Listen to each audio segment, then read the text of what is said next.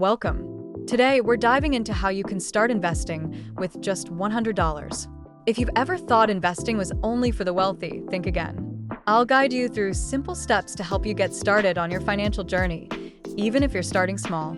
So why invest? Investing helps you grow your money over time.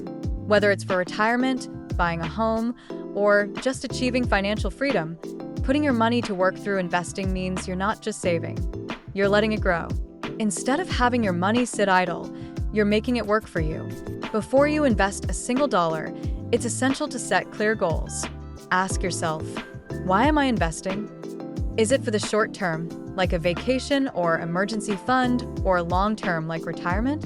Once you define your purpose, align your investments with those specific goals. This will help you stay focused and committed. Next, consider how much risk you're comfortable with. Stocks are known for being higher risk, but also offer higher potential rewards. Bonds, on the other hand, offer lower risk with steadier returns. The key is to match your risk level with your comfort and financial goals. You don't need to take on more risk than you're ready for. Now, let's talk about where to invest that $100. Thanks to technology, there are plenty of options. Robo-advisors like Betterment or Wealthfront offer automated investing based on your goals and risk tolerance. Micro-investing apps like Acorns and Stash allow you to invest spare change or small amounts. Brokerage accounts like Fidelity or Charles Schwab give you the option to make commission-free trades. Find the platform that works best for you and fits your style. A great way to get started with investing is by choosing low-cost index funds or ETFs. These are diversified investments that track the performance of major market indexes like the S&P 500. For beginners, they offer a simple and effective way to reduce risk by spreading your money across many companies. You don't need to worry about picking individual stocks. These funds do the heavy lifting for you. One of the most powerful things you can do is make investing a habit. Even if you're only able to invest $10 or $20 a month, those small amounts can grow significantly over time thanks to compound interest.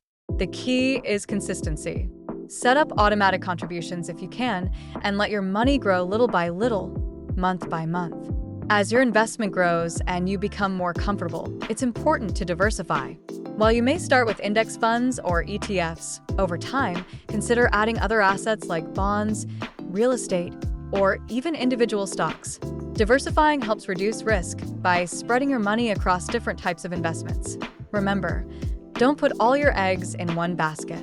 Investing is a long-term game, and one of the most important rules is to stay patient. The market will have its ups and downs, but don't panic when it fluctuates. Stick to your plan, keep investing, and remember that patience pays off over the long run. It's not about timing the market, it's about time in the market. So, to recap, start small. Even $100 can grow over time. Set clear goals, stay consistent, and be patient. The key is to get started today and let your money begin working for you. The earlier you start, the more time your investments have to grow. Thanks for watching.